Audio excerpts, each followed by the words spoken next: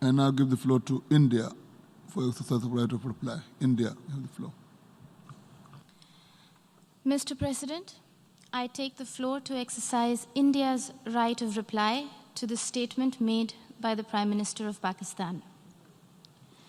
Every word spoken from the podium of this august assembly, it is believed, carries the weight of history. Unfortunately, what we heard today from Prime Minister Imran Khan of Pakistan was a callous portrayal of the world in binary terms. Us versus them, rich versus poor, north versus south, developed versus developing, Muslims versus others.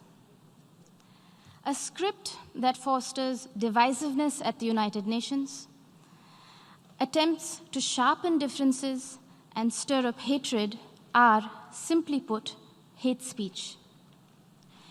Rarely has the General Assembly witnessed such misuse, rather abuse, of an opportunity to reflect.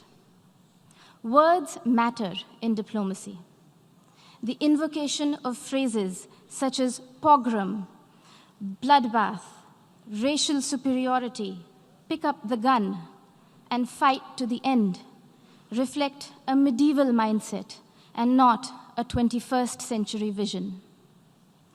Prime Minister Imran Khan's threat of unleashing nuclear devastation qualifies as brinksmanship, not statesmanship. Even coming from the leader of a country that has monopolized the entire value chain of the industry of terrorism, Prime Minister Khan's justification of terrorism was brazen and incendiary. For someone who was once a cricketer and believed in the gentleman's game, today's speech bordered on crudeness of a variety reminiscent of the guns of Dara Adam Khel. Mr. President, now that Prime Minister Imran Khan has invited UN observers to Pakistan to verify that there are no militant organizations in Pakistan, the world will hold him to that promise.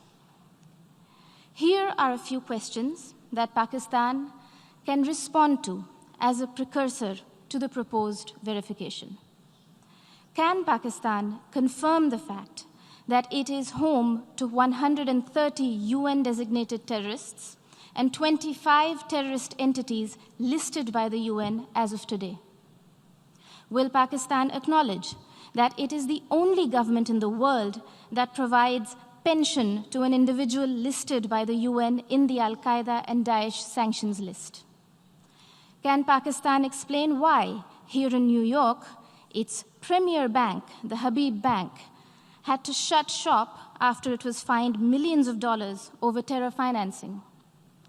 Will Pakistan deny that the Financial Action Task Force has put the country on notice for its violations of more than 20 of the 27 key parameters? And finally, would Prime Minister Khan deny to the city of New York that he was an open defender of Osama bin Laden? Mr. President, having mainstreamed terrorism and hate speech, Pakistan is trying to play its wild card as the newfound champion of human rights. This is a country that has shrunk the size of its minority community from 23% in 1947 to 3% today, and has subjected Christians, Sikhs, Ahmadiyyas, Hindus, Shias, Pashtuns, Sindhis, and Balochis to draconian blasphemy laws, systemic persecution, and blatant abuse and forced conversions. Their newfound fascination for preaching human rights is akin to trophy hunting of the endangered mountain goat, the markhor. Pogroms, Prime Minister Imran Khan Niazi, are not a phenomenon of today's vibrant democracies. We would request you to refresh your rather sketchy understanding of history. Do not forget the gruesome genocide perpetrated by Pakistan against its own people in 1971 and the role played by Lieutenant General A.A.K. Niazi. a sordid fact that the Honorable Prime Minister of Bangladesh reminded this Assembly about earlier this afternoon. Mr. President, Pakistan's virulent reaction to the removal of an outdated and temporary provision that was hindering development and integration of the Indian state of Jammu and Kashmir stems from the fact that those who thrive on conflict never welcome the ray of peace. While Pakistan has ventured to upstream terrorism and downstream hate speech there, India is going ahead with mainstreaming development in Jammu and Kashmir.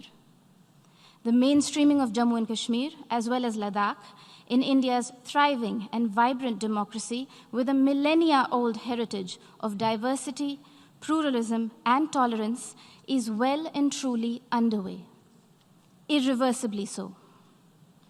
The citizens of India do not need anyone else to speak on their behalf, least of all those who have built an industry of terrorism from the ideology of hate.